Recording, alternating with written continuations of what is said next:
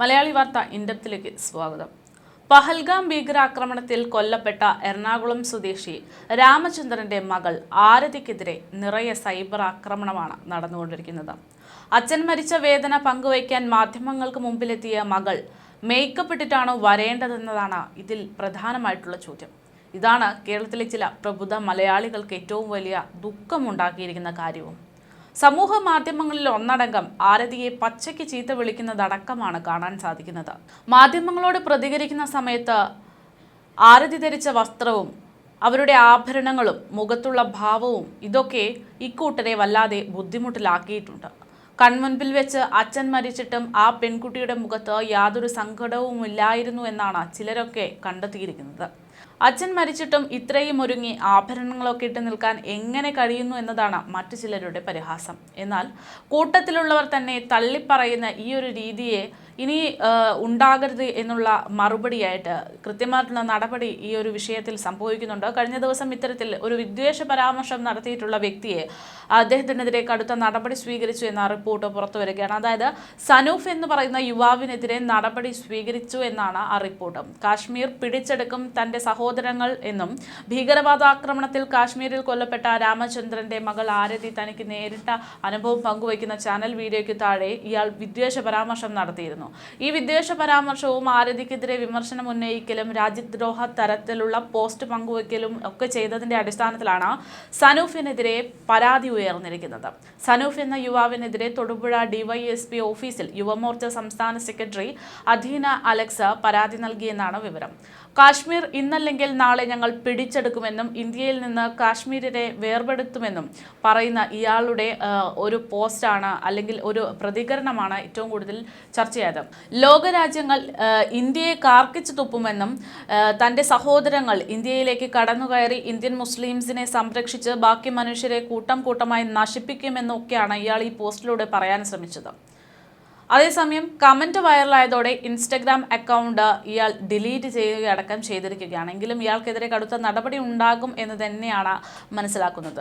ഒരു രാജ്യം ഒന്നടക്കം വേദന തിന്നുമ്പോഴാണ് സ്വന്തം രാജ്യത്തിനെതിരെ മതവിദ്വേഷവും ജഡ്ജ്മെന്റൽ രീതിയിലൊക്കെ ആയിട്ട് ഓരോരുത്തർ ഇത്തരത്തിൽ പ്രതികരിച്ചു കൊണ്ടിരിക്കുന്നത്. അത് ഏറ്റവും കൂടുതൽ വേദനാജനകം തന്നെയാണ്. കാരണം നമ്മൾ സ്വന്തം നാടിനു വേണ്ടി അല്ലെങ്കിൽ സ്വന്തം നാടിനെ ഓർത്ത് അഭിമാനിക്കേണ്ടവരാണ്. പക്ഷേ ഇവിടെ പല ആളുകളും ചെയ്യുന്നത് സ്വന്തം നാട്ടിലിരുന്നു കൊണ്ട് ഇവിടെയുള്ള ആളുകളെ തന്നെ കുറ്റം പറയുകയും തമ്മിലടുപ്പിക്കാൻ ശ്രമിക്കുകയും ചെയ്യുന്നു എന്നുള്ളതാണ്. എന്തായാലും സമൂഹ മാധ്യമങ്ങളിൽ പലരും ഈ പറയുന്ന ആരതിയെ അടക്കം അപമാനിച്ച വിഷയത്തെ മറ്റൊരു തരത്തിലേക്ക് എത്തിക്കാനുള്ള ശ്രമങ്ങളൊക്കെ നടത്തുന്നുണ്ട് എന്നത് ഈ ഇത്തരത്തിലുള്ള പോസ്റ്റുകളും കമന്റുകളും ഒക്കെ കാണുമ്പോൾ തന്നെ വ്യക്തമാകുന്നുണ്ട്. എങ്കിലും അച്ഛൻ തൻ്റെ മുന്നിൽ കിടന്ന് മരിച്ചിട്ടും അവൾ തളരാതെ കൂടെയുള്ളവരെ രക്ഷിക്കാൻ ശ്രമിക്കുന്നു.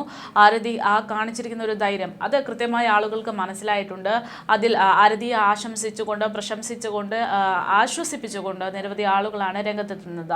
പഹൽഗാം ഭീകരാക്രമണത്തിൽ കൊല്ലപ്പെട്ട മലയാളി രാമചന്ദ്രന്റെ മകൾ ആരതിക്കെതിരെ സോഷ്യൽ മീഡിയയിൽ ഇത്തരത്തിലുള്ള ഉയരുന്ന വിദ്വേഷ കമന്റുകൾക്കൊക്കെ രൂക്ഷമായിട്ടുള്ള വിമർശനവുമായിട്ട് എഴുത്തുകാരി ശാരദക്കുട്ടി രംഗത്തെത്തിയത് അതിന്റെ ഏറ്റവും വലിയ തെളിവാണ്. വിദ്വേഷ പരാമർശങ്ങൾക്കിടയിൽ ആരതിക്ക് ഐക്യദാർഢ്യം പ്രഖ്യാപിച്ചുകൊണ്ട് തന്നെയാണ് ശാരദക്കുട്ടി രംഗത്തെത്തിയത്. അച്ഛൻ്റെ മരണത്തെക്കുറിച്ച് മാധ്യമങ്ങളോട് നടത്തിയ പ്രതികരണത്തിന്റെ പേരിലാണ് ഒരു വിഭാഗം ആരതിക്കെതിരെ വിദ്വേഷ കമന്റുകളുമായി രംഗത്തെത്തിയതെന്ന് ഇവർ കൃത്യമായി ചൂണ്ടിക്കാട്ടുന്നുണ്ട്.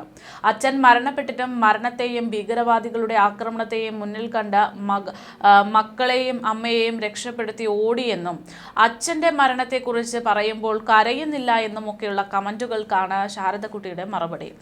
മകളെന്നതിനുപരി ആരതി അമ്മയായി പ്രവർത്തിച്ചു എന്നും കമന്റ് ചെയ്തവർ കുറ്റപ്പെടുത്തുന്നുണ്ട്. കരച്ചിലിന്റെ അളവ് നോക്കി വെറുപ്പും വിദ്വേഷവും വമിക്കുന്നവർക്ക് രൂക്ഷമായിട്ടുള്ള ഭാഷയിൽ തന്നെയാണ് ശാരദക്കുട്ടി മറുപടി നൽകിയിരിക്കുന്നത്. തൻ്റെ ഫേസ്ബുക്ക് പോസ്റ്റിലൂടെ തന്നെയായിരുന്നു ശാരദക്കുട്ടിയുടെ ഈ വിമർശന പരാമർശങ്ങൾ. കരച്ചിലിന്റെ അളവും പുറത്തു കാണുന്ന ധൈര്യവും നോക്കി സ്നേഹം അളക്കുന്നവരോട് പറയാനുള്ളത് എന്ന് പറഞ്ഞുകൊണ്ടാണ് ഇവർ കുറിപ്പ് പങ്കുവച്ചത്. സമചിത്തത, വിപതി ധൈര്യം, സാമൂഹിക ഉത്തരവാദിത്വം ഇതെല്ലാമാണ് വിവേകമതികളായ മനുഷ്യരുടെ ലക്ഷണമെന്നും സ്നേഹമെന്നത് അച്ഛനോട് മാത്രം ഉണ്ടാവേണ്ട വികാരമല്ല എന്നും അവർ ചൂണ്ടിക്കാണിക്കുന്നു. ഒന്ന് മനസ്സിലാക്കണം, നിങ്ങളുടെ അച്ഛനല്ല, അവരുടെ അച്ഛനാണ് കൺമുന്നിൽ വെടിയേറ്റ് ജീവൻ നഷ്ടപ്പെട്ടത്. എന്നിട്ടും മക്കളെയും അമ്മയെയും ചേർത്ത് പിടിച്ച് ധൈര്യം വിടാതെ സംസാരിക്കുന്ന അവർ വെറുപ്പിന്റെ, അവിവേകത്തിന്റെ, മതവിദ്വേഷത്തിന്റെ ഒരു ശബ്ദവും പുറപ്പെടുവിക്കുന്നില്ല എന്നതും ശാരദക്കുട്ടി ചൂണ്ടിക്കാട്ടി. മനുഷ്യൻ എന്ന പദത്തിന്റെ അർത്ഥം അറിയാത്ത കീടജന്മങ്ങളെ കൊണ്ട് ഭൂമി നിറയുമ്പോൾ ആരതി നിങ്ങൾ വലിയൊരു പ്രതീക്ഷയാണ് എന്നാണ് ശാരദക്കുട്ടി കുറിക്കുന്നത്. ആശ്വാസവും മാതൃകയുമാണത്. ആരതിക്ക് ഐക്യദാർഢ്യം പ്രഖ്യാപിക്കുന്നു എന്നും ശാരദക്കുട്ടി പറയുന്നു.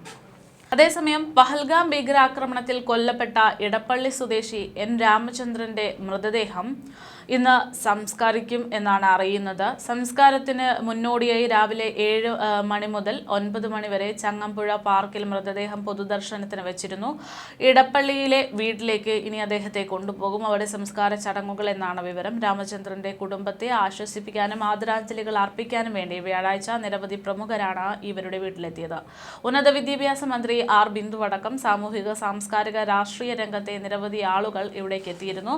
അതേസമയം ആക്രമണത്തിന് പിന്നാലെ പാക് ഇന്ത്യ ബന്ധം കൂടുതൽ വഷളായിക്കൊണ്ടിരിക്കുകയാണ് എന്നതും പറയേണ്ടതുണ്ട്. ആക്രമികളെ വെറുതെ വിടില്ല എന്ന് തന്നെയാണ് ഇന്ത്യയുടെ തീരുമാനം. ഇതിനിടെ പഹൽഗാം ഭീകരാക്രമണം നടത്തിയ 2 കാശ്മീരി ഭീകരരുടെ വീടുകൾ തകർത്തതായിട്ടുള്ള റിപ്പോർട്ടും പുറത്തുവന്നു. 26 പേരുടെ മരണത്തിന് കാരണമായിട്ടുള്ള പഹൽഗാം ആക്രമണത്തിന് പിന്നിലുള്ള 2 ലഷ്കർ-ഇ-തൊയ്ബ ഭീകരരായ ആദിൽ ഹുസൈൻ തോക്കർ, ആസിഫ് ഷെയ്ഖ് എന്നിവരുടെ വീടുകളാണ് വ്യാഴാഴ്ച രാത്രി സ്ഫോടക വസ്തുക്കൾ ഉപയോഗിച്ച് തകർത്തതെന്നതാണ് അധികൃതർ വ്യക്തമാക്കിയിരിക്കുന്നത്. ഭീകരരുടെ വീടുകൾക്കുള്ളിൽ വൻ സ്ഫോടന വസ്തുക്കളും ശേഖരവും കണ്ടെത്തിയിട്ടുണ്ടെന്നും റിപ്പോർട്ടുണ്ട്. ഏപ്രിൽ 22 നടന്ന പഹൽഗാം ഭീകരാക്രമണത്തിലെ പ്രധാന പ്രതികളിൽ ഒരാളാണ് ആനന്ദ് നാഗ് ജില്ലക്കാരനായിട്ടുള്ള ആദിൽ ഹുസൈൻ.